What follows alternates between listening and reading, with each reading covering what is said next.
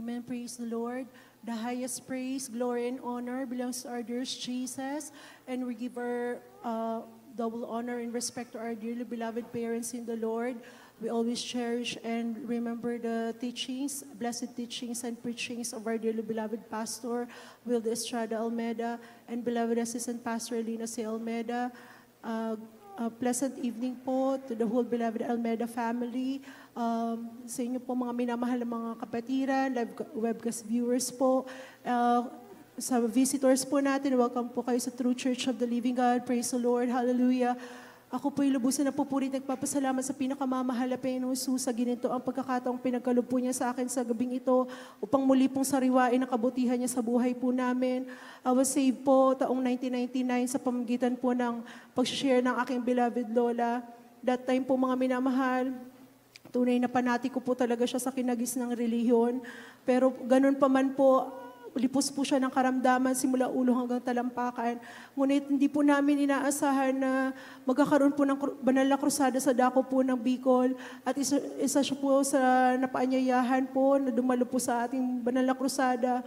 Napakabuti po ng ating pinakamamahal na Panginoon dahil po nang tanggapin po niya ang ating pinakamamahal sa pamamagitan po ng bautismo. Andyan po na pinagaling po siya ng ating pinakamamahal na Panginoon. Praise the Lord. Hallelujah. Andyan po, simula po nang masave po siya sa banal na gawain ito, hindi na po siya naghinawa sa pag-share po sa amin ng Word of God. Although po nagkukibit balikat po kami dahil po akala po namin yung kinaginis ng relihiyon po natin, yun na po ang nasa buong katotohanan. Sumasama lang po kami sa kanya upang mag-observe po. Ngunit sa dala po ng kabataan ko po mga minamahal, talaga pong pinagtatawanan ko po talaga ang way ng pagpupuri po. Ngunit yun pala po ang kinalulugdan na ating pinakamamahal na Panginoon Jesus. Grade 6 po ako mga minamahal ng dapuan po ako ng sakit na dengue. Andiyan po mga minamahal, nagkaroon po yun ng complications. Nakala ko po hanggang doon na lang po ang buhay ko. Ngunit napakabuti ng pinakamamahal na Panginoon Jesus dahil po tsinaga po ng lola ko na every after Sunday service pumupunta po siya sa bahay namin. At hindi ko po makakalimutan na isang linggo pong yun na binulungan niya po ako sa tenga ko kahit daw po sundan ko lang po siya sa isip, yung panalangin sinasabi po niya. At nang ako po ay nilay hands niya sa unang dalangin ng ating dear beloved pastor, andyan po mga minamahal, tunay pinagaling po ako ng ating pinakamamahal na Panginoon Jesus. Simula po ng araw na yon mga minamahal, lahat po na naririnig ko pong patotoo sa banal na pulpitong ito ay naganap din po sa buhay namin. Andyan po mga minamahal, napapunta po kami ng kapatid ko sa school. I was high school that time po mga minamahal. Naka-encounter po kami ng bus accident po. At andyan po nalaglag po talaga yung bus namin sa matarik na lugar. Andyan po mga minamahal. Hindi ko pa po alam na mag-rebuke that time mga minamahal. Andyan po na pinag-ingatan po kami ng pinakamamahal na Panginoon dahil po yung mga pasahero po doon, lahat po sila may mga natamong sugat. Ngunit kami po ng beloved brother ko po, tumayo, nagpagpag. Hallelujah, praise the Lord. Andyan po na pinag-ingatan po kami ng pinakamamahal na Panginoon Jesus. One time din po mga minamahal ang aking beloved Papa, hindi pa po save sa banal na gawaing ito. Andyan po mga minamahal, pinakita ng pinakamamahal na isang kapangyarihan po niya. Ng araw pong yun mga minamahal, galing po kami sa isang pagtitipon ng pamilya po namin. At sa sobrang antok na siguro po at pagod, nakalimutan po naming manalangin bago po bumiyahe. Andyan po yung paalala ng pinakamamahal na Panginoon dahil po mga minamahal, nagdadrive po ang aking beloved Papa. Saved na po kami, ang aking beloved brother, ngunit ang aking beloved parents ay hindi po saved that time mga minamahal. Nang bigla po kami mawala ng preno, yung sasakyan po namin mga minamahal, gumigewang-gewang na talaga po yan. Bigla po kami nagising at sabay nag-rebuke po talaga kami mga minamahal. Imposible po sa lahat ng imposible na maigigilid pa po ng aking beloved Papa yung sasakyan namin. Praise the Lord, hallelujah. Hindi po kami nalaglag sa bangin mga minamahal. Amen. Praise the Lord, hallelujah.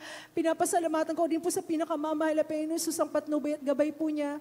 Dahil po nang ako'y mag-college, mga minamahal, talaga pong provided na mahal na Panginoon lahat ng gastusin po sa aking pag-aaral. Nagkaroon po ako ng, pinapasalamatan ko, glory to God lang po, nagkaroon po ako ng scholarship po sa isang magandang school at before po ako graduate, mga minamahal, pinagkalooban ako ng pinakamamahal na pensions ng trabaho. Praise the Lord.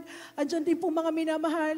Akala ko po dati po mga minamahal, maririnig ko lang po sa banal na pulpito ito, yung mga kapatiran po natin nagpipray at nagkakaroon po ng laman yung ATM nila.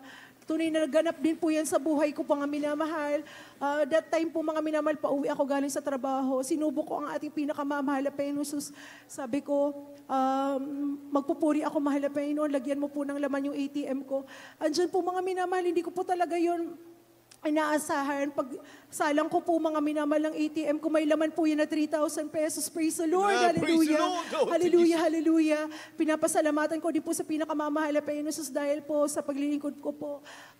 Dito na rin po ako pinagkalooban ng makakasama sa buhay. At andyan po mga minamahal, pinagkalooban po kami ng 2 supling po. Ang amin pong eldest daughter po, mga minamahal, ay maselan po ang aking pagbubuntis dyan. Akala ko po mga minamahal, malalaglag talaga po siya. Ngunit po napakabuti ng pinakamamahal na Panginoon dahil pinatunayan po niya sa ubigay ko po mga minamahal na totoo ang Diyos na pinaglilingkuran po natin. Praise the Lord. Instead po kasi mga minamahal na i-take ko po yung gamot na nireseta po niya sa akin. Sabi ko sa beloved husband ko, ipagkaloob natin sa pinakamamahal na Panginoong Hesus ang pambili ng nireseta ng doktor. Andyan po mga minamahal, napakabuti na malapin dahil po nang na-ultrasound ang beloved anak po namin. Talaga pong nagulat yung obigay ni dahil po makapit na po siya. Praise the Lord. Hallelujah. Amen. At andyan din po mga minamahal. Weeks old lang po yung beloved daughter namin, mga minamahal. Nagkaroon po siya ng ambibiasis. Tunay po sa kamurahan ng katawan po niya, mga minamahal. Talaga pong dumudumi siya ng dugo. Andyan po bilang isang magulang. Andyan po yung pag-aalala mo. Ngunit pinaalala po sa akin ng mahal na Panginoong Hesus, hallelujah, na buhay ng Diyos na pinaglilingkuran ko sa banal na gawain Yes, ito. glory to God. At totoo ang binabil pastor, hallelujah, ang kanyang mga turot aral. Andyan po mga minamahal. Nagalit po yung pediatrician nung dinala po namin siya sa hospital dahil po mga minamahal kung kailan dehydrated na daw po yung anak namin, saka po namin isusugod. Sabi nila, pabaya kayong mga magulang. Ngunit po, sabi ko, buhay ang Diyos na pinaglilingkuran po namin. Praise the Lord. Andyan po mga minamahal, umuwi kami. Galit na galit po yung pediatrician. Sabi niya, kung may mangyari sa anak ninyo, bahala kayo dahil ayaw niyo ipa-confine. Ngunit doon lumuhod po kami ng aking beloved husband. Nag-search kami. At nang natumbok po namin mga minamahal, ang pagkukulang po namin, talagang nagsisi po kami. Sa unang dalang beloved pastor ni Leans po namin, ang beloved anak, andyan po mga minamahal. Kinabukasan parang nagdahilan po ang aming anak. Hallelujah. Glory Praise to the God. Lord. Talagang Praise the tumigil po ang kanyang pagdudumi ng dugo. Praise the Lord. Hallelujah. Andyan din po mga minamahal. Pinapasalamatan ko sa pinakamamahal na Panginoon dahil po ang aking beloved son na overdue po yan, mga minamahal. That time po, talaga pong naubos na po yung amniotic fluid ko sa, hallelujah, sa beloved son ko pong yan, mga minamahal. Talaga pong color green na po yung discharge na lumalabas sa akin. Hindi ko po alam, mga minamahal, na overdue na pala yung beloved son ko. At anytime po, pwede po siyang bawian ng buhay at pati ako maapektuhan. Ngunit andyan po, nililayans ko habang on the way po kami sa hospital. Nililayans ko po ang tiyan ko. Sabi ko, malapay nun, walang imposible sa'yo. Sa ganang akin, wala po akong magagawa.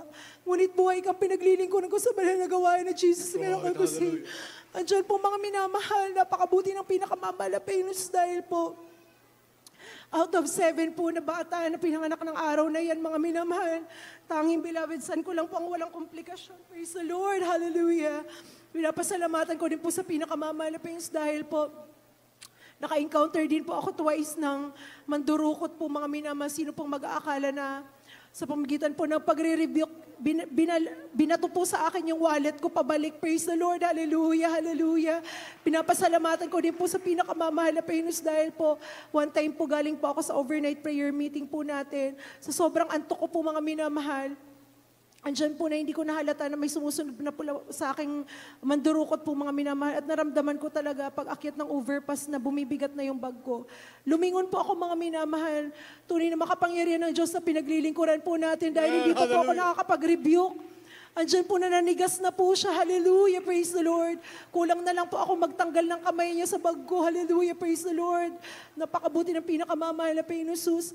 Pinapasalamatan ko din po ang pinakamamahal na Panginoon Jesus dahil po hindi ko po akalain na yung mga prayers po namin na maganap din sa buhay namin, yung mga nagaganap sa ating beloved brethren na matapat na naglilingkod sa pinakamamahal na Panginoon Jesus, nangyari din po sa buhay namin.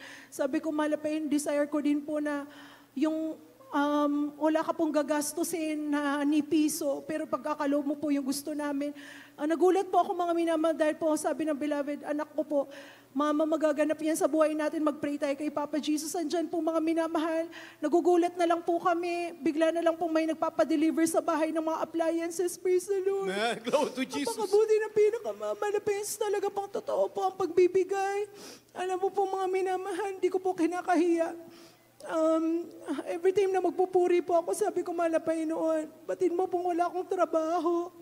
Ang buhay ko po ay maglingkod sa iyo, mga mahal na Panginoon. Ikaw po mag-provide ng gastusin namin ng pamasahe, papunta ba nila gawain. Napakabuti na mahal na Panginoon dahil po may ginagamit po siya. Hallelujah, praise the Lord. Hindi ko po sinasabi yung desire ko, ngunit batid ng mahal na Panginoon, yung pangangailangan po natin, hindi niya kami pinagkulang, praise the Lord, hallelujah. Wala po akong maalala na araw na hindi niya tinugon yung panalangin po namin, praise the Lord, hallelujah, hallelujah. Napakabuti ng pinakamamahal na Panginoon, sandiyan din po, pinapasalamatan ko ang mahal na Panginoon. Dahil one time po, ang aking beloved mama po, sa Dina, sa pagkakataon, talaga po naka-encounter siya ng aksidente po na biglang, habang naglalaba po siya, biglang sumabog po yung washing machine. Akala po ng kapitbahay namin, lumilindol kasi po ang lakas po ng impact. Andyan po mga minamahal, tumilapon po ang aking beloved mother, malayo po. Ngunit po nung tingnan po niya ang katawan niya, tumayo po siya. Tunay wala pong sugat o galos man, praise the Lord. Napakabuti ng ating pinakamamahal na Panginoon, hallelujah. Pinapasalamatan ko din po sa pinakamamahal na Panginoon, hallelujah. Nang ako po ay magkasugat po dito sa may, actually po mga minamahal, paso lang siya, pero malalang paso po. Sabi ko, mahal na Panginoon, hindi ko ito papacheck upan, hindi ako maglalagay ng kahit ano. Bahala ka na pong mag-restore. Talaga pong malalim po yung sugat niya, mga minamahal. Hindi ko po yan nilagyan ng bandage. Every time na after ng puri po, nililihans ko po yan. Napakabuti ng mga Panginoon dahil po nag-restore po siya ng mag-isa. Praise the Lord. Hallelujah. So, ang dalang beloved pastor. Hallelujah. Praise the Lord. Pinapasalamatan ko din po sa pinakamamahal na Panginoon. Jesus. Hallelujah. Bagamat di po karapat dapat patuloy po niyang ginagamit bilang isang pong mga awit. Di man po karapat dapat maging po aking beloved. Dalawang anak po, mga minamahal, ginagamit po bilang isang children's choir member po. Ang lahat po ng kapurihan, kapasalamatan, kadakilaan, kalumulatian, tangi sa ating pinakamamahal na Panginoon sa po lamang. Praise the Lord, hallelujah. Purihin po ating pinakamahal. God bless you mga kapatid. Ganyan po kadakila ang ating po pinakamahal na Panginoon.